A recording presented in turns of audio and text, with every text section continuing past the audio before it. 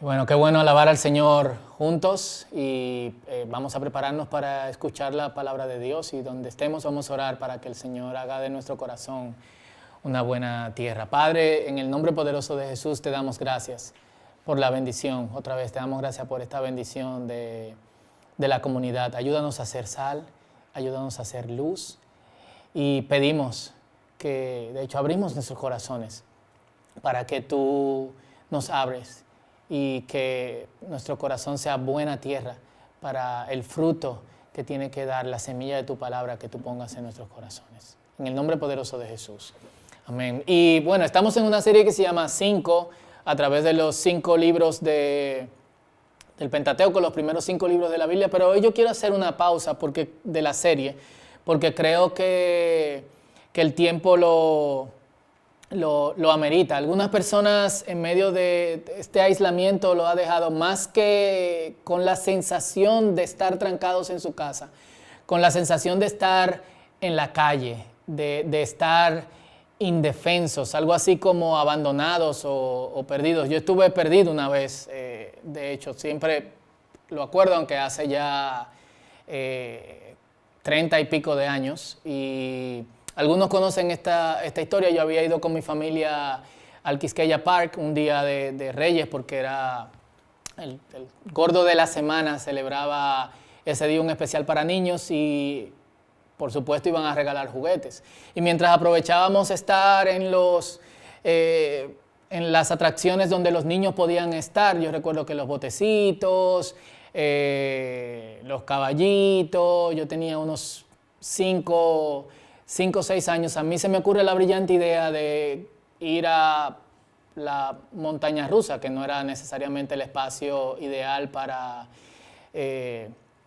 los niños. Así que después de pasar por esa experiencia aterradora, sin mi mamá y sin mis hermanos, cientos de personas dentro del parque, sucede que yo no encuentro a mi familia por 45 minutos. Yo estaba totalmente perdido. El programa empieza y hay una persona del programa que se encarga de recoger a cada uno de los niños que están perdidos en el parque. Me ve como divariando, me recoge. Yo estaba todo sucio de la montaña rusa y por problemas con la persona que estaba al lado mío, que no pudo contener ciertos líquidos. Soy llevado a la tarima con unos 10, 12 niños y yo recuerdo a Don Freddy como diciendo, ¿cómo tú te llamas? Y yo, Fausto Liriano. ¿Y cómo se llama tu mamá? Melania Hernández. La sensación era terrible. Obviamente mi mamá escuchó, fueron y me buscaron, y en ese estado yo sentí 3 cosas. Primero, incertidumbre. Yo recuerdo que en ese tiempo también secuestraban niños de la calle, así que yo estaba como, wow. Esa era la segunda sensación que yo tenía, miedo, ¿qué me va a pasar? Y tercero, quille, porque después que mi familia me recogió, Don Freddy no me regaló ni un camioncito de plástico. Era como, ¡ah, en serio, viejo! Y quizás sientes estas cosas, menos el quille con Don Freddy de que no te hayan regalado absolutamente nada. Pero son de los sentimientos que más afloran en esta época. Incertidumbre, pero también miedo. No necesariamente miedo a lo que me ocurra en el momento, sino miedo a lo que me pasará. Y la Biblia dice, nada nos puede separar del amor de Cristo. Romanos 8:38 dice, ni siquiera nuestros temores de hoy, ni nuestras preocupaciones de mañana. Y el versículo acentúa el tiempo. Si ves más arriba, en Romanos capítulo 8, estamos en el versículo 38, dice, nada, jamás, nunca jamás. Ese es el tiempo. O sea, en ningún momento, nada te va a separar del amor de Cristo. Si piensas en el amor solamente como un sentimiento, podrás decir, ¿y qué yo hago con sentirme amado en este momento? O sea, yo sé que mi mamá me ama, yo sé que mi tía me ama, yo sé que mi primo me quiere mucho, que mi papá y mi esposo o mi esposa me ama. ¿Qué hago yo con eso?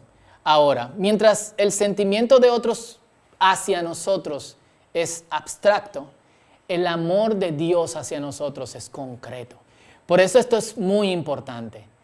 Nada nos va a separar del amor de Dios, porque el amor de Dios no es solamente expresado en palabras y no es solamente esa sensación de emoción porque nos sentimos correspondidos por el ser más poderoso del universo.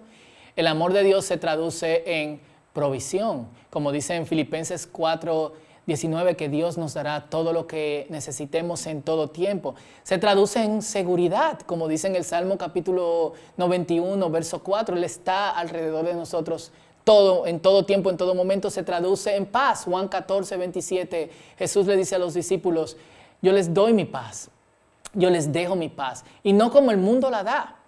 Y ahora nosotros estamos experimentando esa falta de paz como el mundo la da, porque el mundo la da a través de cosas. Dios la da a través de su amor, que se traduce en esto: provisión, seguridad y paz. Y el ver lo que Dios hace nos hace sentir protegidos en medio de que algunas cosas pueden salir mal. Si seguimos en el mismo Romanos, en el versículo 35, en Romanos capítulo 8, dice: ¿será que Él ya no nos ama si tenemos problemas o aflicciones? Vuelve a preguntar el apóstol Pablo, quien escribe esta carta. ¿Será que Él ya no nos ama si somos perseguidos, o pasamos hambre, o estamos en la miseria, o en peligro, o bajo amenaza de muerte?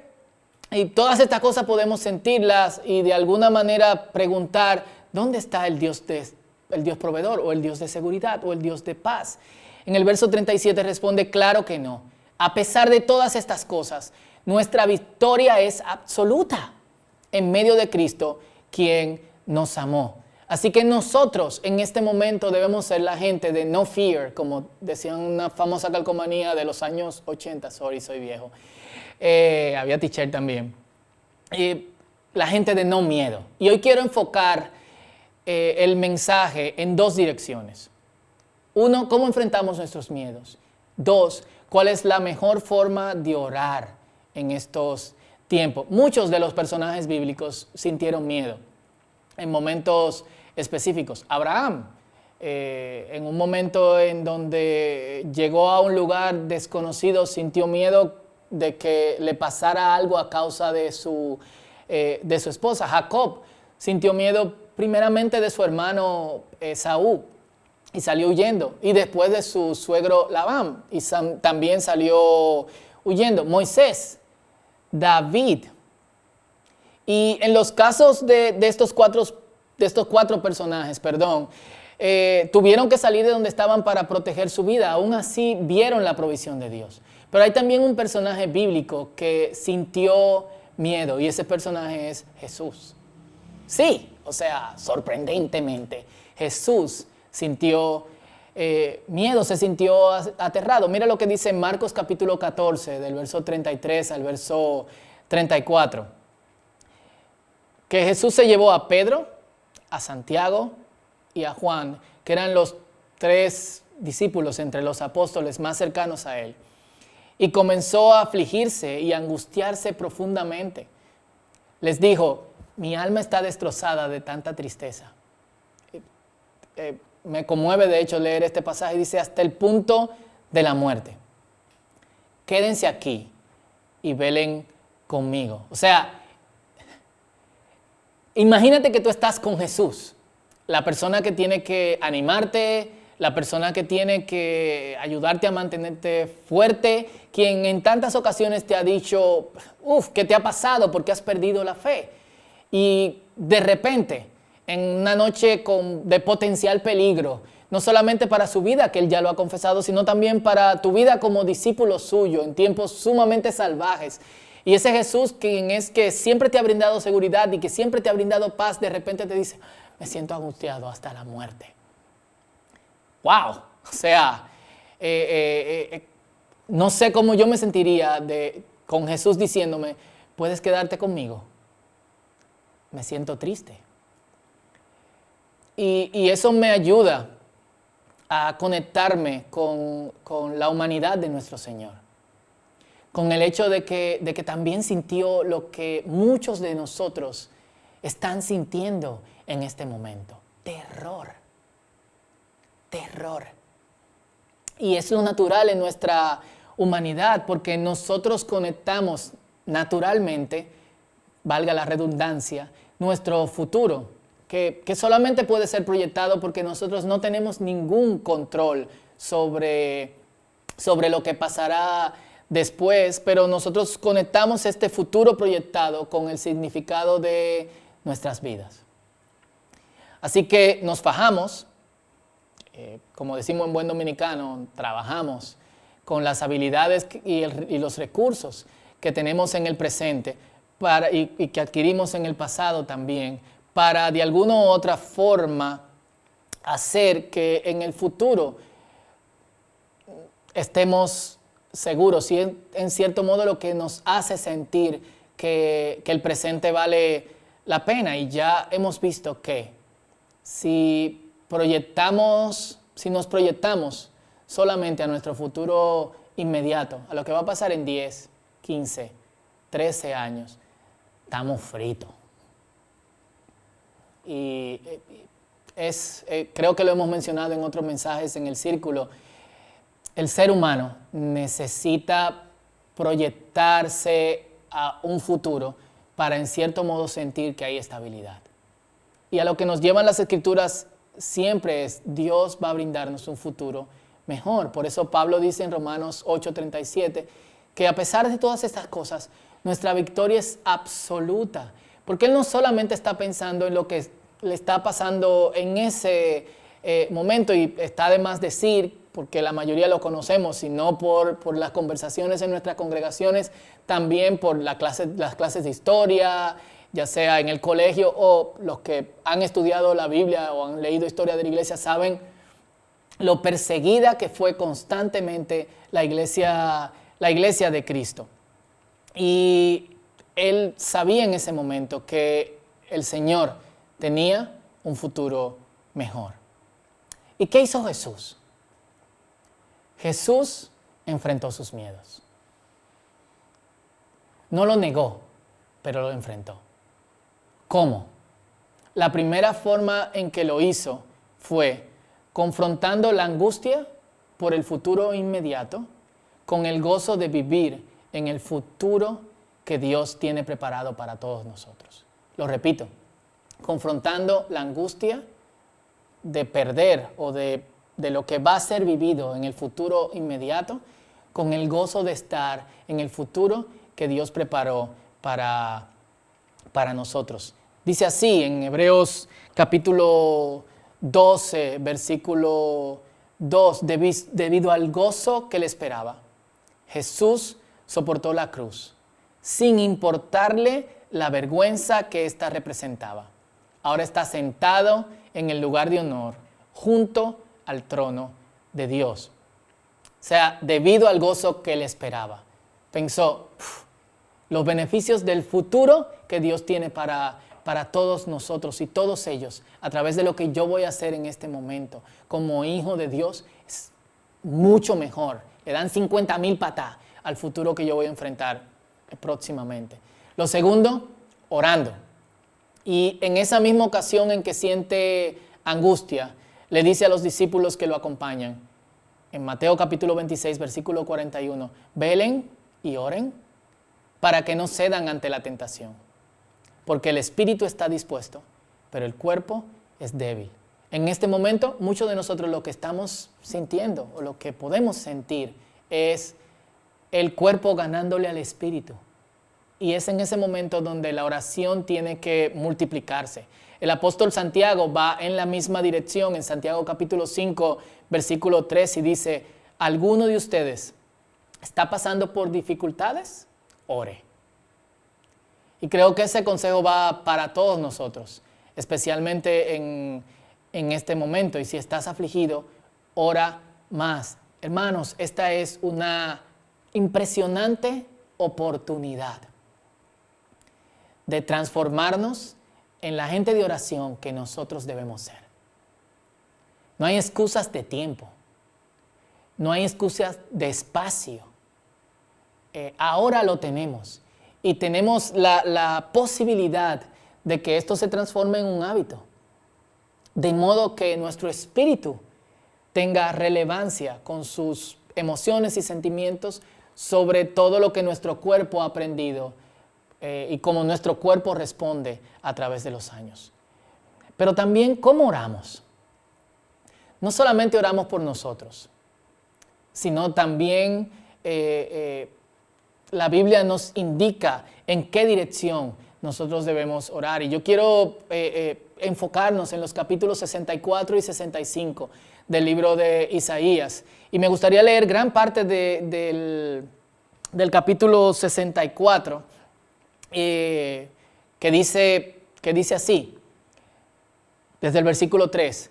Cuando descendiste hace mucho tiempo, está hablando el profeta, está orándole al Señor. Cuando descendiste hace mucho tiempo, hiciste obras temibles por encima de nuestras mayores expectativas. ¿Y cómo temblaron los montes?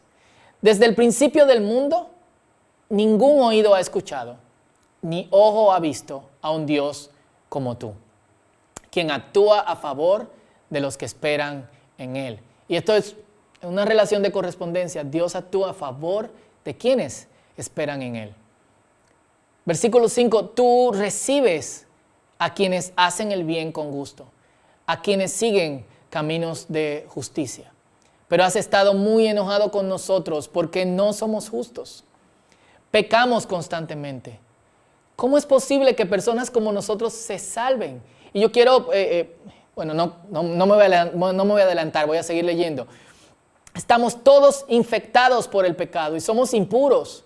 Cuando mostramos nuestros actos de justicia, no son más que trapos sucios, literalmente, no son más que los trapos que las mujeres usan para limpiarse la menstruación. Como las hojas del otoño nos marchitamos y caemos, y nuestros pecados nos arrasan como el viento. Sin embargo, nadie invoca tu nombre, ni te ruega misericordia. Por eso tú te apartaste de nosotros y nos entregaste a nuestros pecados. Es decir, nos entregaste a la consecuencia de nuestro pecado. Y a pesar de todo, oh Señor, eres nuestro Padre.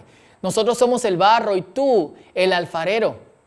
Todos somos formados por tu mano. Y yo quiero que prestemos suma atención a eso. Él está diciendo, a pesar de que nosotros te dimos la espalda, a pesar de que no te estamos dando relevancia e importancia como Dios, a pesar de que algunos están diciendo, no tengo Dios, no podemos escapar a la realidad de que tú eres nuestro Dios.